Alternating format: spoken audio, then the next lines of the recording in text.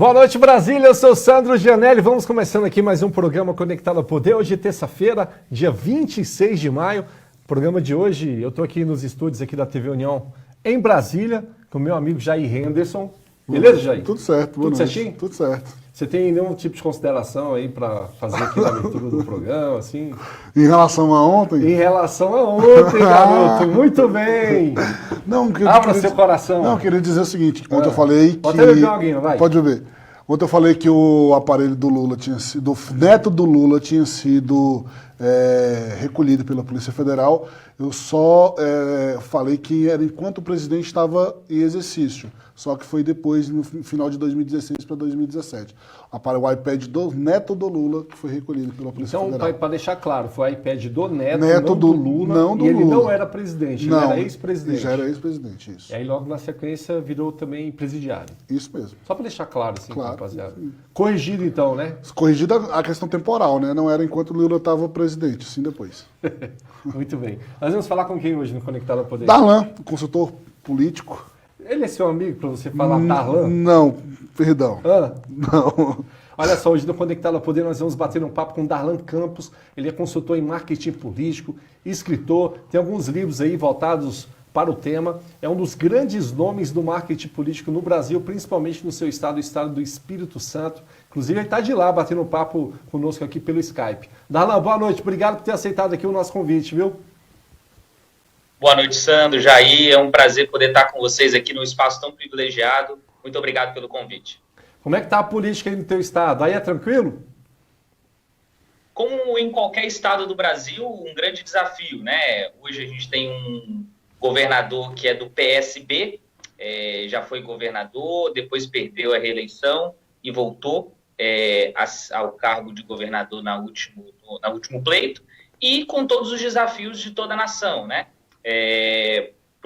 Problemas na questão fiscal, dificuldade de articulação com a Assembleia Legislativa, então nada diferente do restante da nação. Agora, Darlan, se eu não estiver enganado, o governador daí é o Casagrande, né? E ele testou positivo para a Covid agora nos últimos dias, não foi?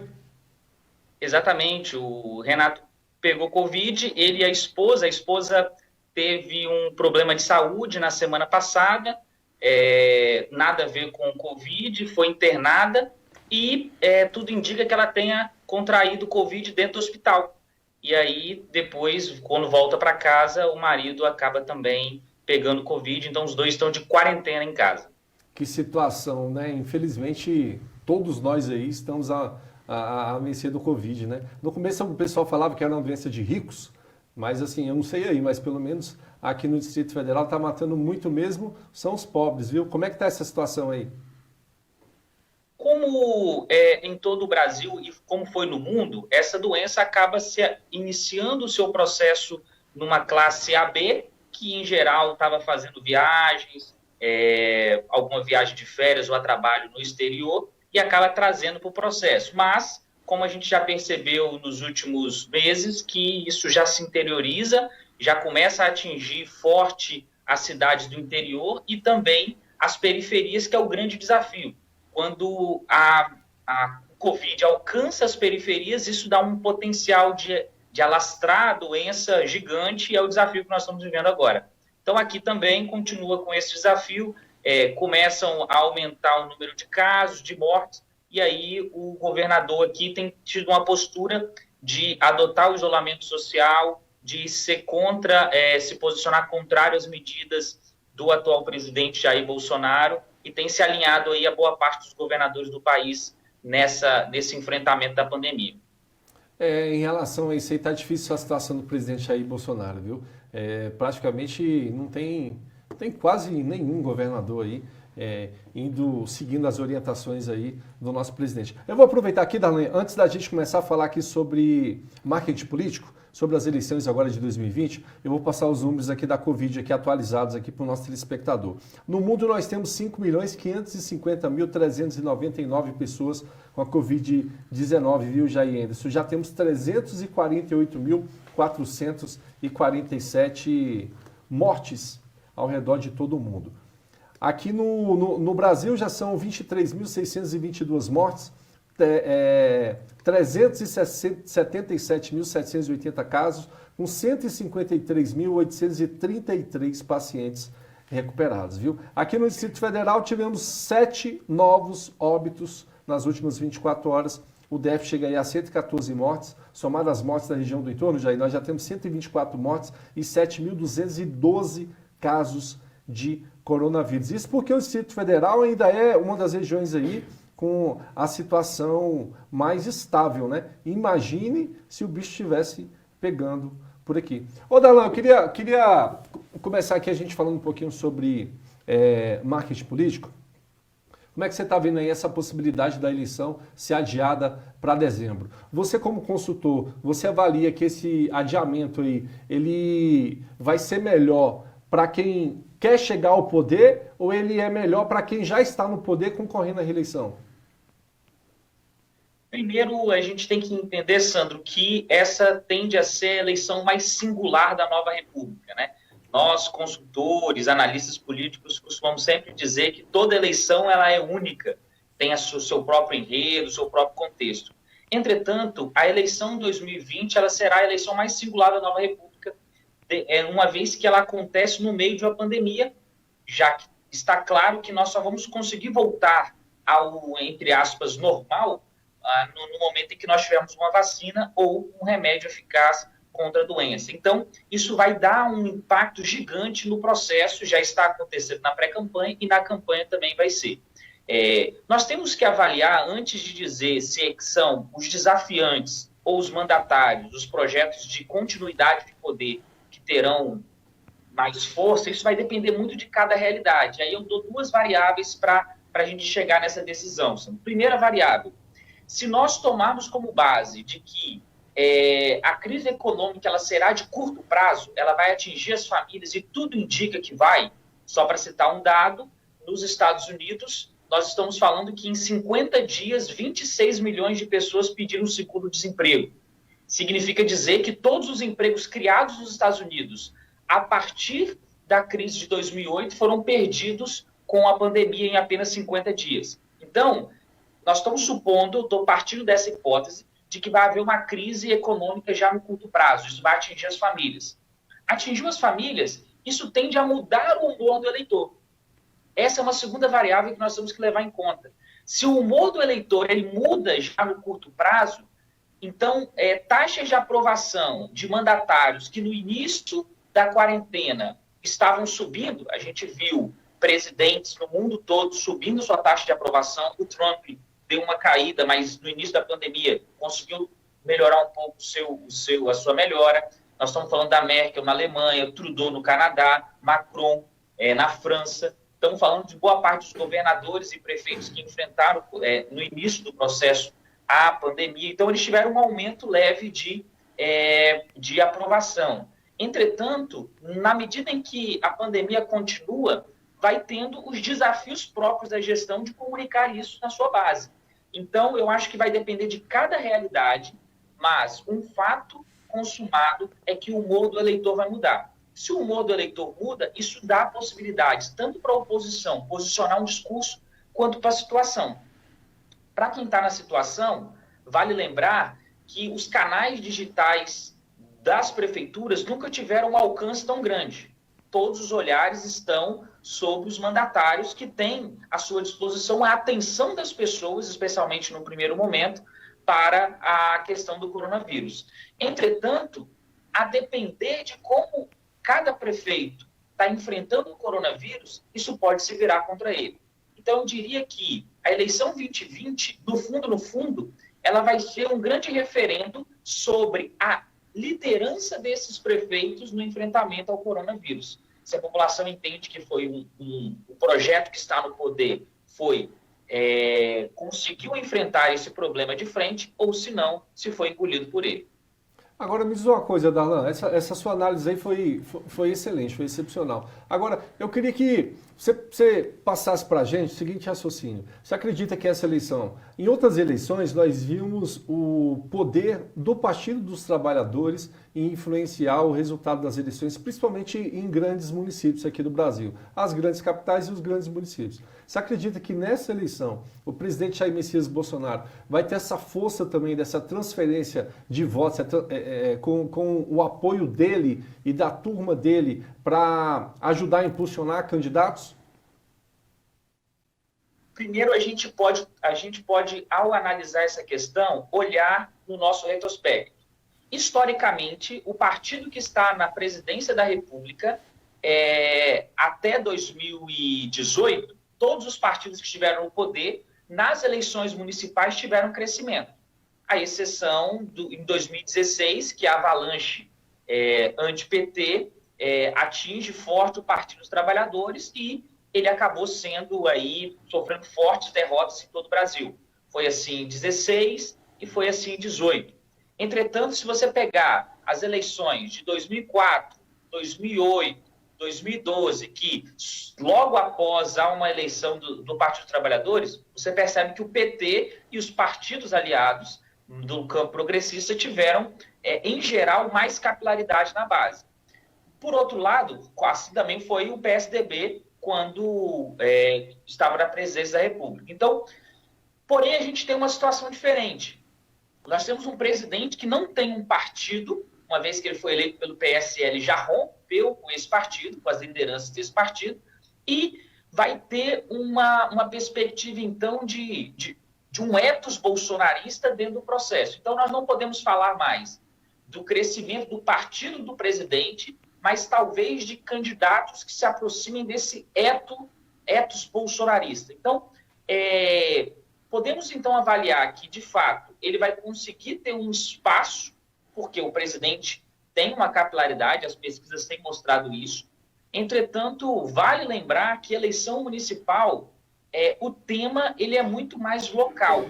Então, nacionalizar a questão de uma eleição municipal não é uma boa pauta, exceto para grandes centros.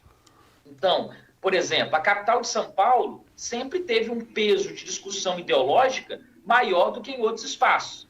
Então, isso é um elemento para a gente perceber. Então, acho que Bolsonaro vai conseguir eleger alguns prefeitos alinhados com a sua ideologia, com sua forma de pensar. Entretanto, por não ter uma estrutura partidária, e aí vamos lembrar que se ele estivesse no PSL e tivesse o comando do PSL, o PSL teria à sua disposição um fundo partidário gigante para poder utilizar nessas eleições, o que com certeza daria capilaridade ao partido. Então, o PSL tende a crescer muito, mas não capitaneado pelo Jair Bolsonaro devido ao cisma que o partido viveu com a sua liderança eleita em 2018. Darlan, você acredita que nessas próximas eleições municipais, aquele candidato, mesmo que não esteja no governo, ou mesmo aquele que quer se reeleger, se ele utilizar da pandemia, tanto a favor quanto contra, você acha que seria uma boa ideia ou você acredita que o caso da pandemia nas eleições vai ficar de fora? Acho que a grande questão é assim, avaliar hoje a cabeça do eleitor.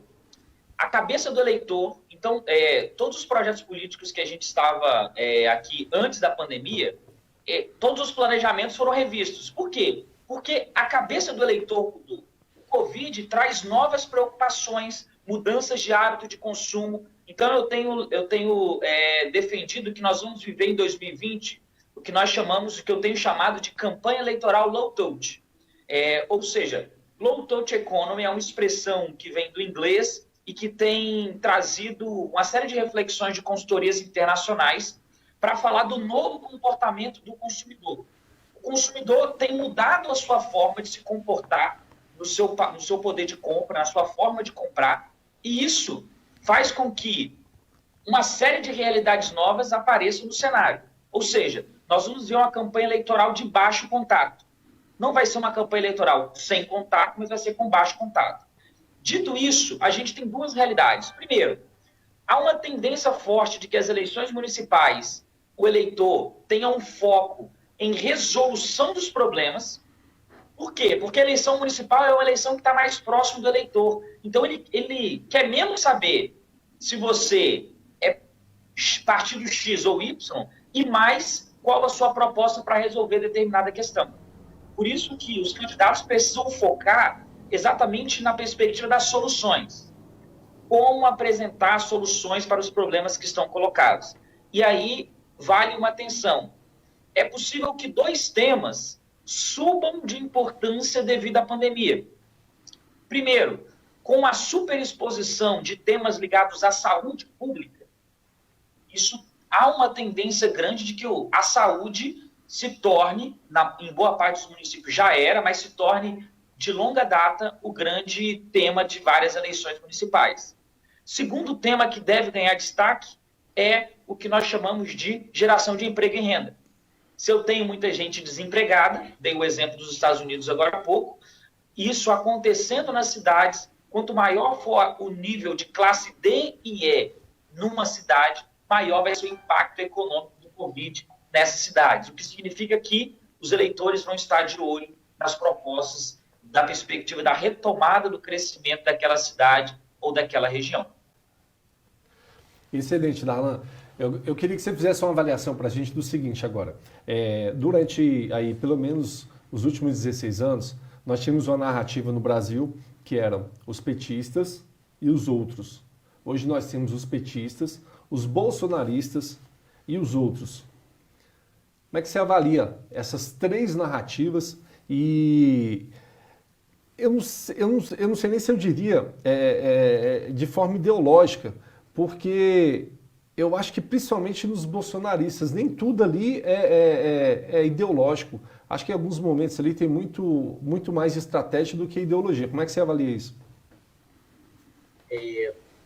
É interessante perceber que muita gente costuma taxar as atuações do campo bolsonarista como uma atuação meramente explosiva ou desfactuada de estratégia.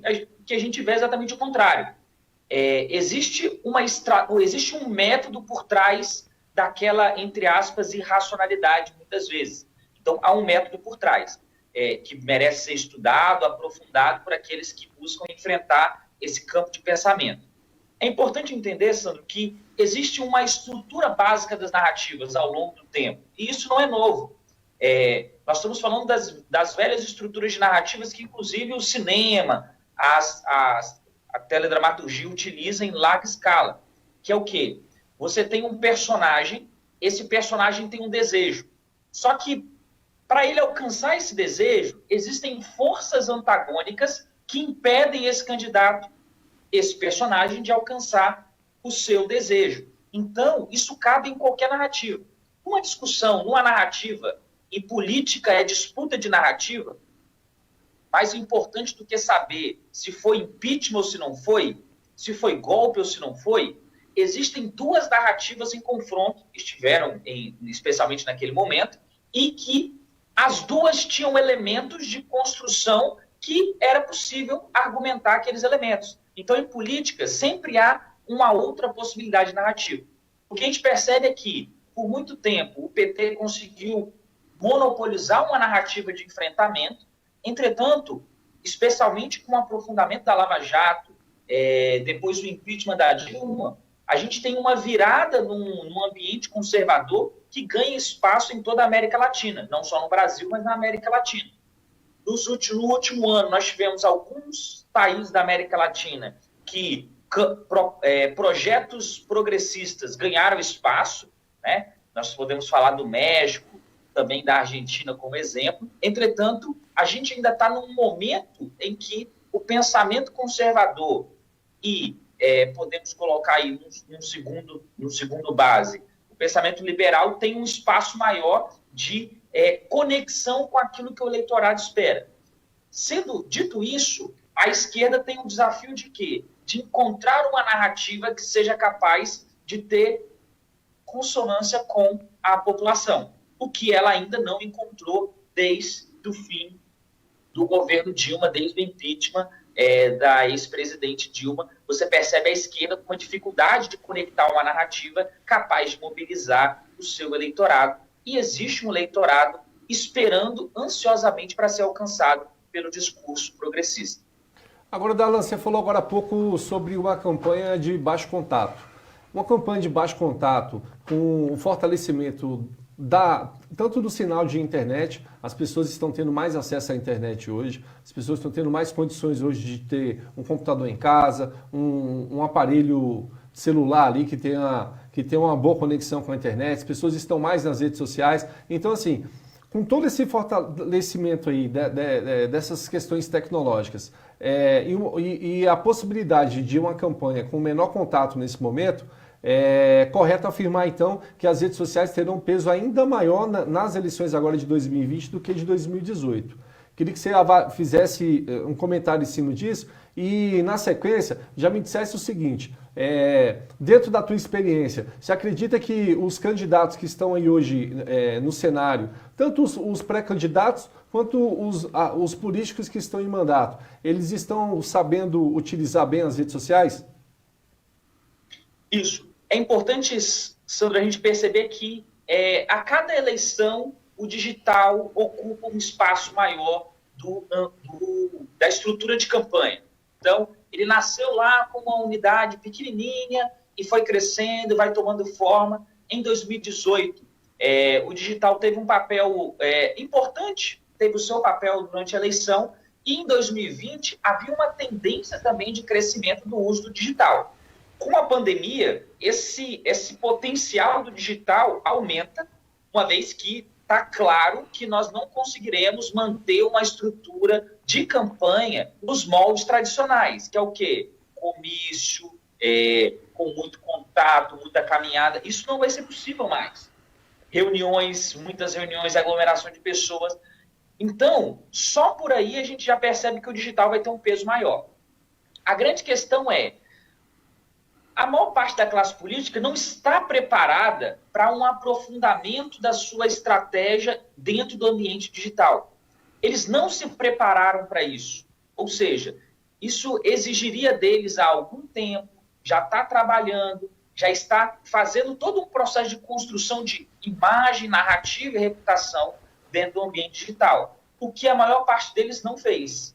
E vai ter que fazer de última hora. Então, nós vamos ver muitas campanhas atabalhoadas dentro do ambiente digital, buscando ocupar o seu espaço, entretanto, não tão efetivas. Por quê? Porque se organizaram impulsionadas pelo Covid-19. Então, nós não estamos falando de candidaturas que vão buscar se digitalizar agora, em cima da hora, quando isso já poderia estar sendo feito há muito mais tempo.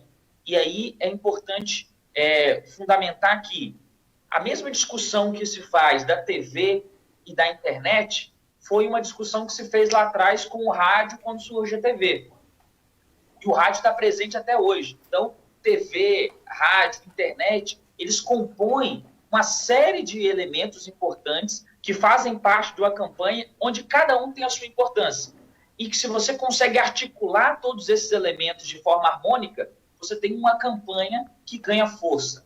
Agora, podemos cravar que em 2020 será o ano em que o digital vai ter o maior espaço de crescimento desde da utilização pela sua primeira vez aqui no ambiente das campanhas brasileiras.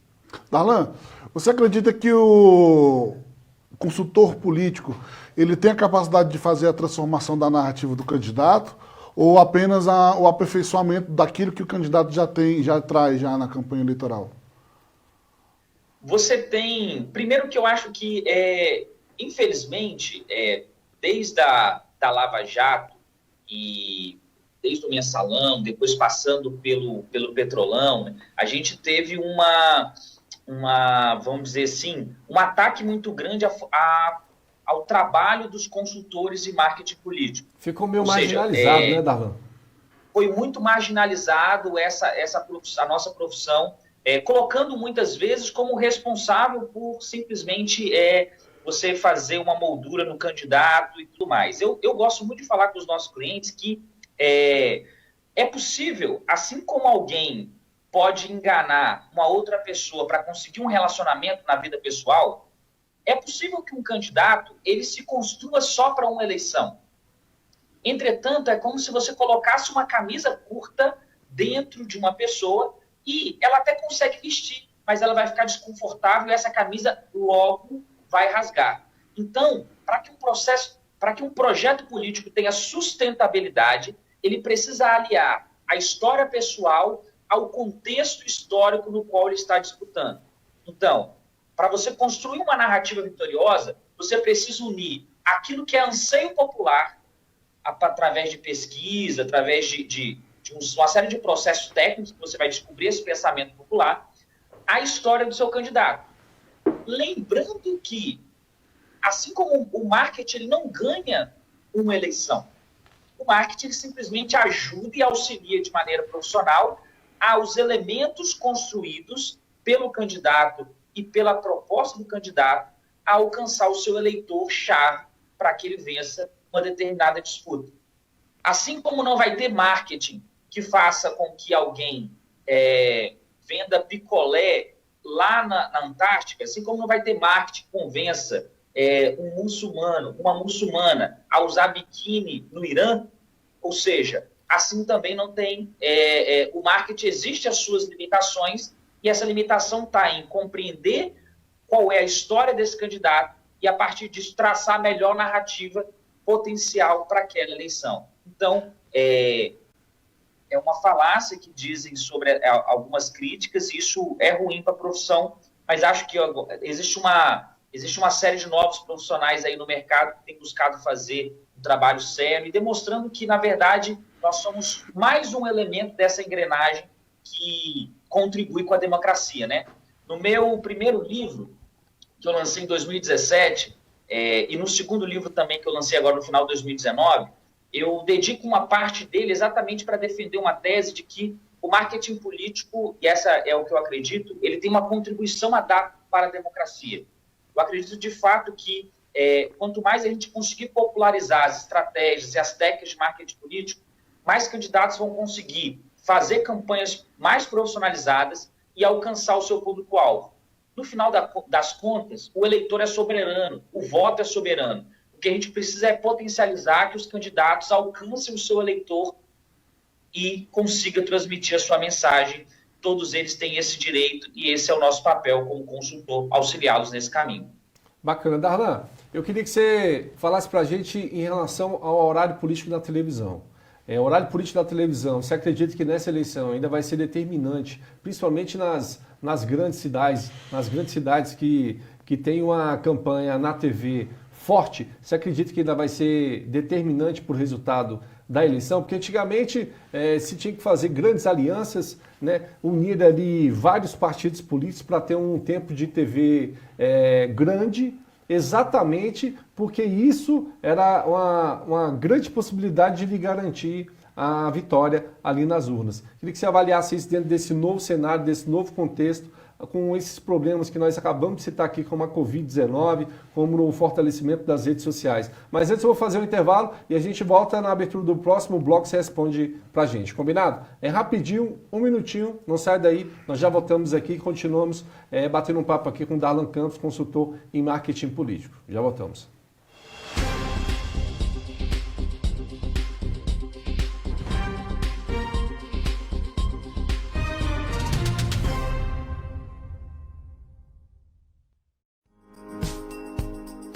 Dicas do Ministério da Saúde para se proteger do novo coronavírus. Medidas simples de higiene podem te ajudar. Evite contato com pessoas que estejam com sintomas de gripe ou que já estejam doentes. Lave as mãos com frequência, principalmente depois do contato com pessoas doentes. Use lenço descartável para higiene nasal. Cubra o nariz e a boca quando espirrar ou tossir. Evite tocar nos olhos, nariz e boca. Lave as mãos após tossir ou espirrar. Não compartilhe objetos pessoais como talheres, pratos, copos e garrafas. Mantenha os ambientes bem ventilados. Se você é profissional de saúde, sempre atenda casos suspeitos utilizando equipamentos de proteção individual. Com estes cuidados básicos, você pode ajudar a reduzir o risco de contrair ou transmitir doenças respiratórias como o novo coronavírus.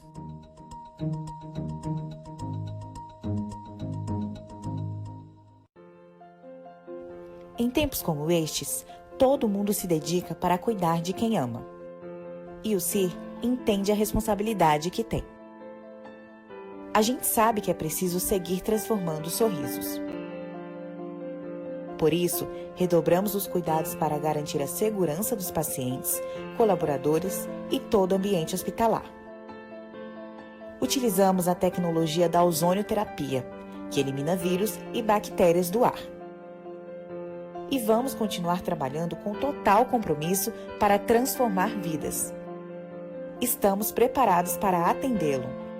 61 3365 1000. CIR, Hospital Odontológico. SESC, SENAC, Instituto FEComércio e FEComércio DF estão juntos na luta contra o coronavírus. Estamos juntos, fazendo a nossa parte. E é por isso que queremos que você também faça a sua. Colabore, apoie, pratique as medidas de segurança recomendadas. E, principalmente, use sempre a máscara. Com ela, você protege o outro. E com ela, ele protege você. Se cada um fizer a sua parte, logo voltaremos à normalidade. Lembre-se, é usando a máscara que evitaremos novas ondas de contágio. É um pequeno gesto, mas que faz uma grande diferença. Vamos todos juntos agir com responsabilidade, respeito e consciência. Sistema FEComércio DF. Unidos pela saúde de todos e pelo bem do Distrito Federal.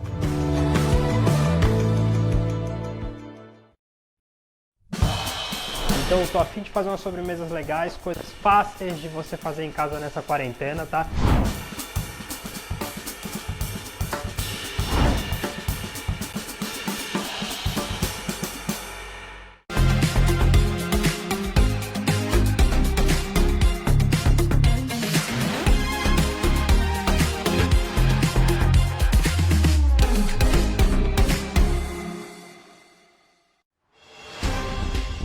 Começamos, hein?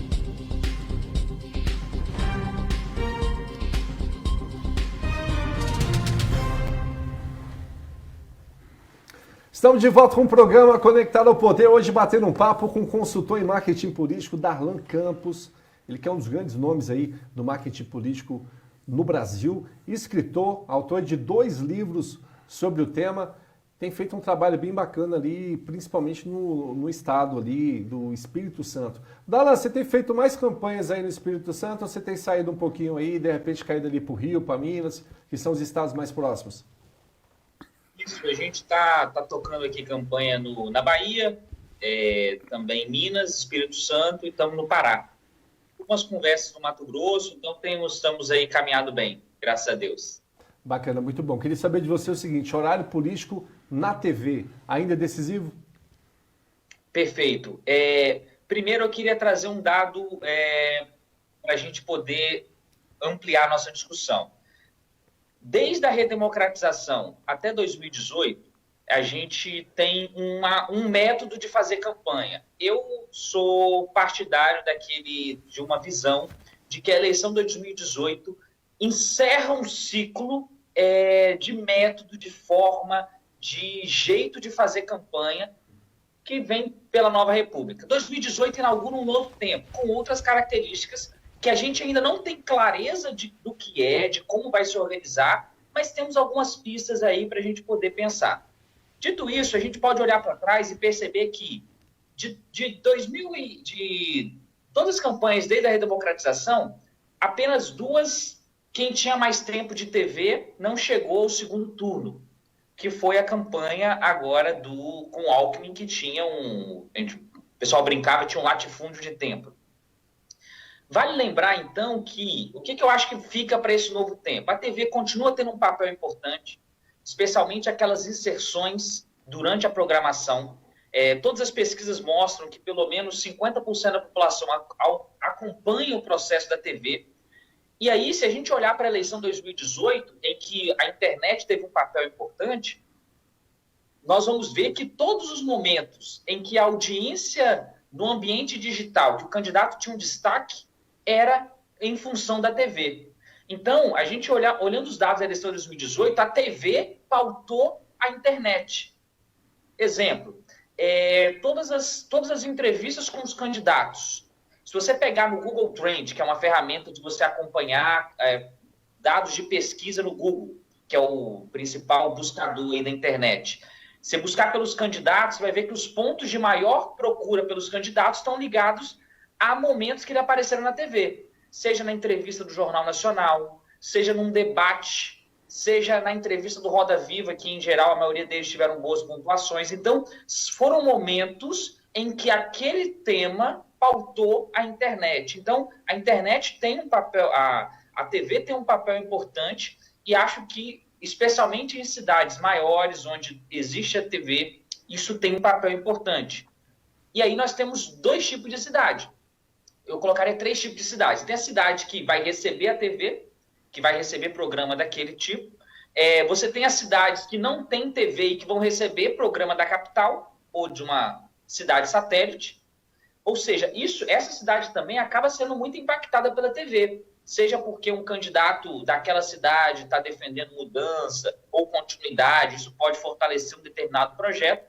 E você tem aquela cidade onde a TV nunca teve um papel importante, porque normalmente ali é uma cidade pequena, né, com o eleitorado baixo, 10, 20 mil eleitores, em que a TV nunca teve um papel de protagonismo. Entretanto, nas grandes cidades ainda a TV vai ter um papel importante sim, e os candidatos vão ter que lidar com ela. A grande questão é que agora o que vai pesar para o candidato é que quando você fazia a distribuição de recursos da campanha, você pegava a parte do bolo da TV era sempre muito maior do que do digital. A tendência é que a parte da TV diminua um pouco para trazer um pouco mais para o digital e para desenvolver ações no ambiente digital. Darlan, falando na campanha eleitoral de 2018, o então presidente da República, candidato Jair Messias Bolsonaro, ele tinha ali 8 segundos de campanha eleitoral. Porém, ele estava no noticiário de todos os outros candidatos e estava todo o tempo na mídia, nos jornais, tanto falando besteira, alguém batendo nele, ou então alguém defendendo. O tempo de campanha eleitoral do então presidente se tornou aí praticamente o tempo eleitoral de todos os candidatos juntos. Você acredita que ele foi o único que soube aproveitar esse momento, tanto negativamente quanto positivamente? E outra coisa, você acredita que isso pode acontecer com outros candidatos futuramente? Aí eu acho que tem 2 elementos importantes, que primeiro, há uma lógica, uma visão, especialmente de consultores mais antigos, de que ganha quem bate. Isso era muito, muito comum. Você pega lá 89, né, campanha clássica de 89, você percebia que era uma eleição em que os candidatos eles eram e partiu para cima. Esse era o modelo. E em 2018 tentou-se, vamos dizer, quebrar a narrativa de Bolsonaro a partir de trazer elementos que eram a sua fragilidade, né? Tem um escritor, um consultor uruguaio chamado Daniel Esquivel. Ele tem um artigo interessante que ele defende uma tese de que a melhor forma de você vencer um processo eleitoral está na perspectiva de você conseguir quebrar aquilo que é central da ideia do seu adversário. Partindo desse problema, todos os candidatos que enfrentaram o Bolsonaro, eles focaram nas fragilidades. Mas o eleitor médio do Bolsonaro já sabia das fragilidades. Não eram fragilidades que estavam escondidas. A fala do Bolsonaro contra a Maria do Rosário, a deputada do PT, já era conhecida de todos. As falas do deputado a favor da ditadura, do Ustra, já eram conhecidos de todo mundo. Então, eles focaram em elementos que já eram conhecidos para tentar tirar um voto do Jair, que não foi suficiente. Agora, acabou Jair, foi fortalecendo a narrativa dele, né? Perfeito para o núcleo que já via aquilo como um tema secundário. Não que todos que votaram no Jair Bolsonaro concordassem com isso, mas esse não era o elemento central que justificava o voto deles. Aí eu trago um elemento importante. Bolsonaro não venceu por causa dos canais, ele venceu por causa da mensagem. Quando você olha os 2 grandes temas da eleição, 2018, os dois grandes temas eram corrupção e segurança pública. Você pega o principal candidato da oposição. Qual era o discurso de Haddad para a segurança pública? Ele não tinha um discurso para a segurança pública. Nenhum. E qual era o discurso dele para o combate à corrupção? Também não tinha. O discurso era um discurso de que o PT era perseguido. Então, esse era um discurso de perseguição, de vitimização. Ponto, era um discurso possível e cabível de ser feito, ok? Aqui nós não estamos entrando no mérito se era melhor ou pior. Agora, você pega Bolsonaro. Bolsonaro tinha um discurso. Estava claro nele a perspectiva que o combate à corrupção, e aí não estou dizendo que ele é isso, estou dizendo que ele conseguiu transmitir isso para o seu eleitorado. Segundo elemento, ele tinha 3 ou 4 frases feitas que era a solução dele para a segurança pública. Bandido bom é bandido morto, queda da maioridade penal, o bandido tem que ficar mais tempo preso, endurecer com a bandidagem. Então, o eleitor médio brasileiro olhava para o Bolsonaro e via que ele tinha uma proposta para a segurança pública. Todo mundo que estava no poder até agora é bunda mole, desculpa a expressão, se eu entrar lá o negócio vai ser diferente. Então, a questão da virilidade, né? Tá precisando de um homem lá, porque se tiver um homem lá, resolve isso aí, só falta isso. Então, um pouco o discurso Jeca Tatu do Bolsonaro trazia para o eleitor médio uma sensação de que atingia aquilo que era o imaginário. Então, vale a pena lembrar, eleição, quais são os temas que conectam essa eleição? Quais são os temas que o eleitorado está esperando uma resposta? E aí você pega, por exemplo, o Alckmin, que poderia ser o candidato, por exemplo, a enfrentar o Haddad no segundo turno. Como que o discurso, a coerência do discurso a respeito da corrupção, se o PSDB tinha, naquela época, o senador Azeredo preso e tinha o Aécio ainda nos quadros do partido. Você tinha as denúncias de corrupção no mandato do Alckmin, né? E várias denúncias que foram colocadas. Então, tinha uma dificuldade de cravar o discurso de combate à corrupção. Já com Bolsonaro, apesar também de usou verba de apartamento funcional e tudo mais, entretanto, eram coisas menores, nunca se conseguiu até aquele momento trazer grandes coisas que o fizessem descredibilizar com o seu eleitorado. Então, acho que esse é o principal elemento. Bolsonaro tinha a mensagem que se conectava com o que pensava o eleitor médio brasileiro, coisa que os adversários não conseguiram. E aí, para finalizar, é importante perceber que Bolsonaro... Pode continuar. Desculpa, só para finalizar, Bolsonaro, então, ele não teve o menor tempo de televisão. No final das contas, ele teve quase que o maior tempo de televisão. Concordo. Vale lembrar que depois da facada, pelo menos às 72 horas após a facada, Bolsonaro, 72 horas na TV, em todas as as televisões. Então, ou seja, é claro que tinha que ser, foi um ato violento contra a democracia, um candidato em campanha um atentado contra a democracia, o que aconteceu com Jair Bolsonaro. Entretanto, ele foi beneficiado, porque isso deu um discurso importante, especialmente de vitimização, que auxiliou no processo de campanha. A facada não elege Bolsonaro, entretanto, contribui sim com a sua eleição. Eu sempre cito um exemplo metafórico para explicar isso. Se o Henrique Meirelles tivesse tomado uma facada, o Henrique Meirelles não era presidente da República. Porque, ou seja, não foi a facada que elegeu Jair Bolsonaro, mas ela ajudou, com certeza, no discurso do presidente. Até porque ele era o grande defensor aí contra a criminalidade, né? Seja o bandidinho da favela, seja o bandido do colarinho branco, o corrupto, quem se posicionou aí nesse campo foi Jair Messias Bolsonaro. E aí no meio desse processo eleitoral ele ainda é vítima de uma tentativa de assassinato, aí para ele ficou perfeito. Darlan, eu queria que você deixasse uma dica aqui para os pré-candidatos que estão nos assistindo aqui, quais são os ingredientes fundamentais para uma boa campanha política. Você já deixa a dica já, antes disso eu vou dar um giro aqui no nosso Facebook rapidamente, porque é o seguinte, Darlan, falou de Bolsonaro, não tem jeito, vem comentário, viu? Não concordo que a TV pautou a internet, o Bolsonaro é um exemplo claro que isso não aconteceu. Outro, não só o Bolsonaro, vários candidatos espalhados pelo Brasil tiveram sucesso investindo na internet, até por não terem espaço aí nas grandes mídias. Mais um, Bolsonaro só teve espaço na TV depois que ele virou candidato líder nas pesquisas.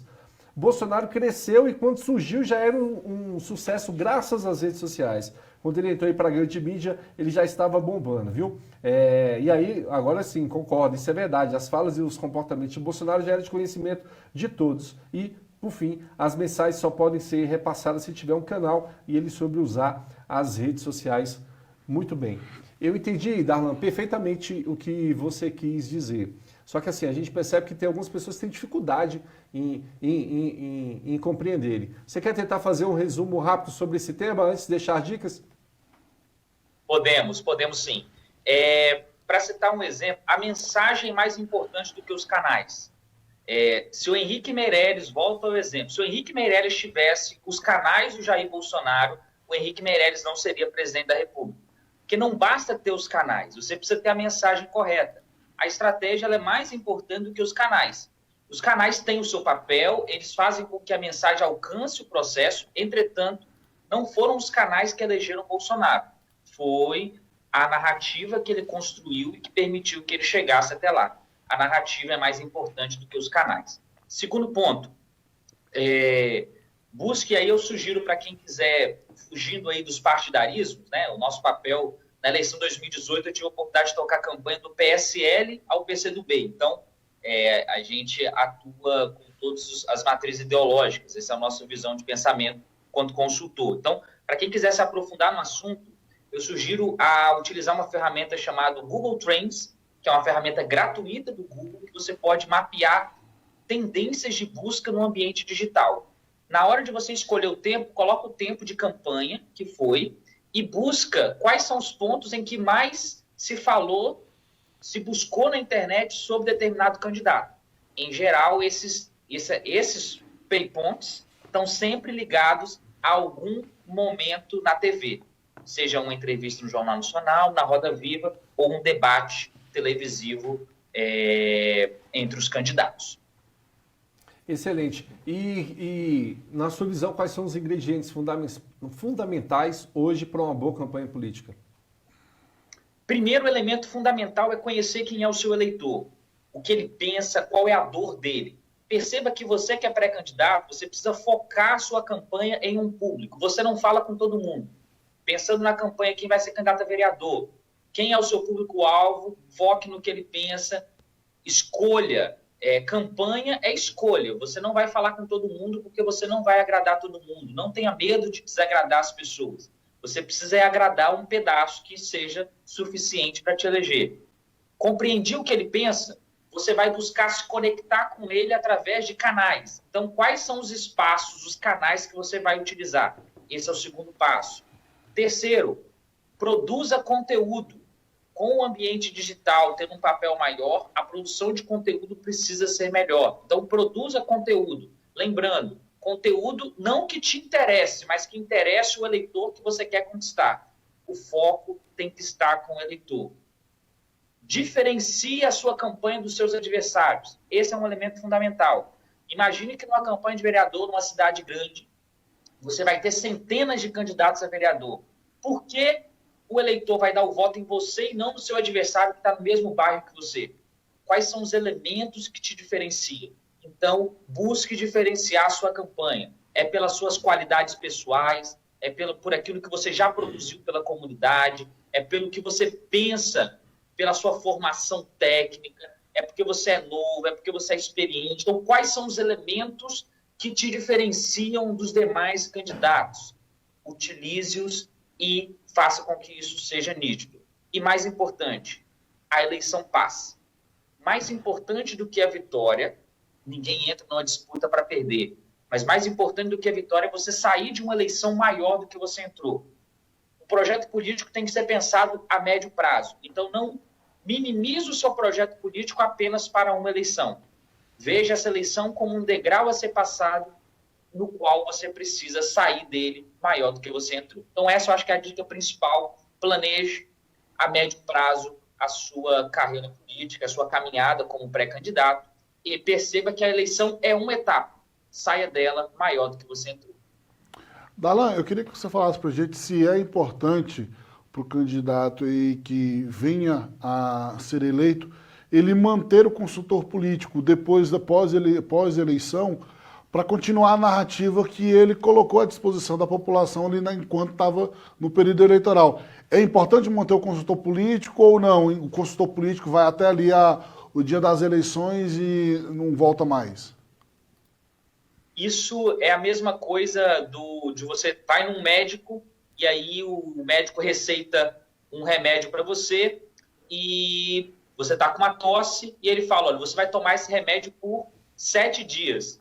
No terceiro dia, o remédio já fez efeito e você parou de tossir. E aí você faz o quê?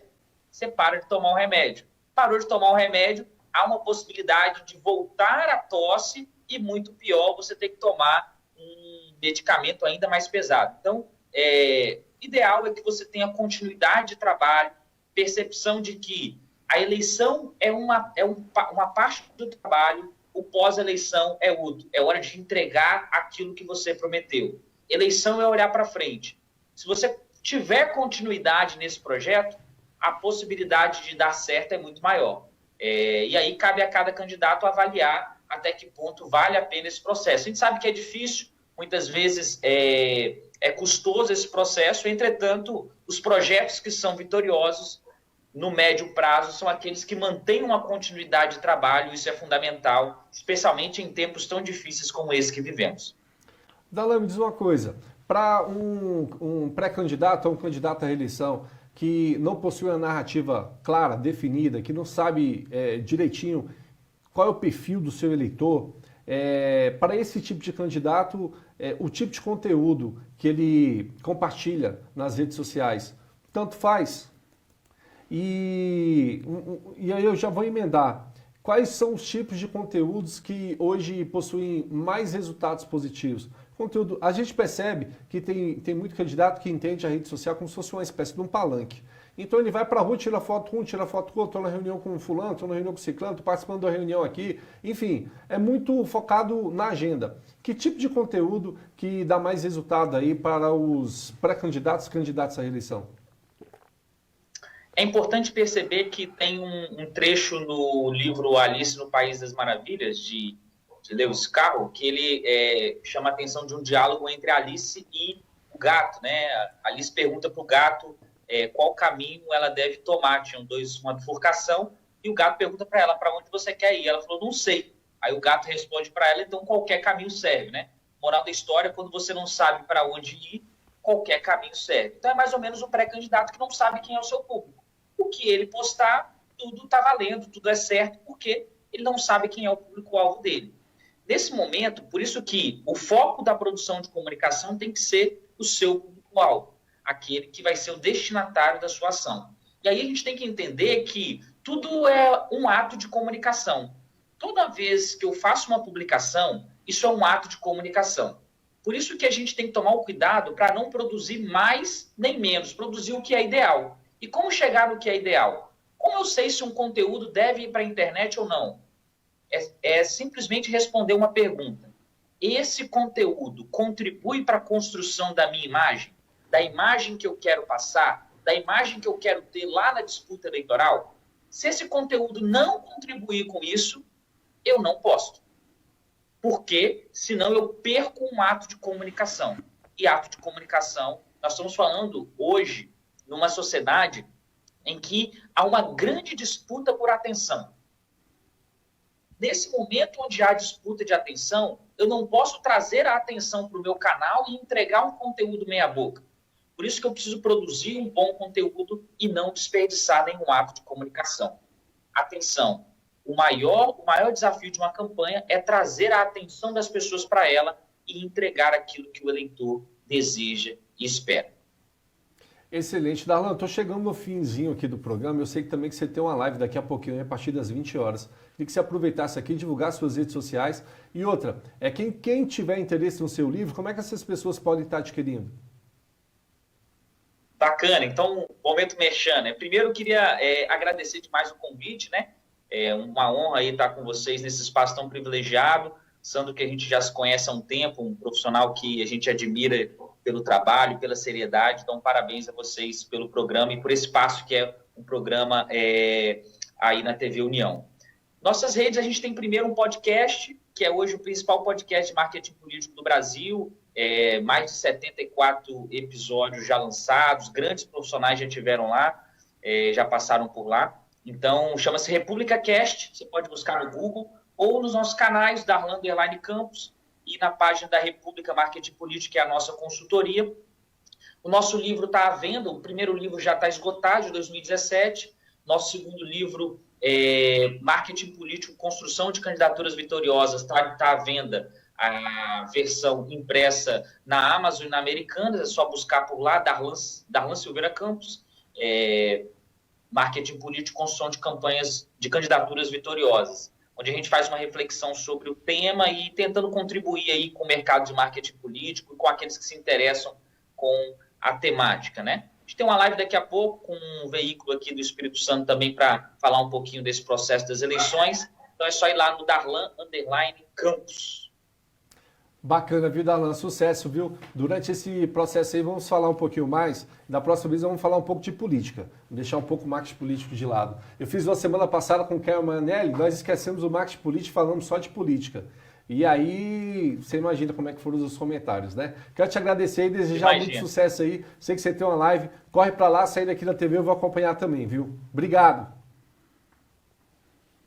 Tá ótimo, eu que agradeço. Um forte abraço. Bacana. Olha, eu vou encerrando por aqui mais um programa Conectado ao Poder. Quem perdeu aí, de repente começou a assistir agora já no finzinho aí do programa, hoje a partir da meia-noite vai ser reprisado esse programa, essa entrevista completa aí com o consultor em marketing político Darlan Campos, viu? Vocês continuem na programação da TV União Brasília. Uma excelente noite para todos vocês. Eu volto amanhã a partir das 19 horas.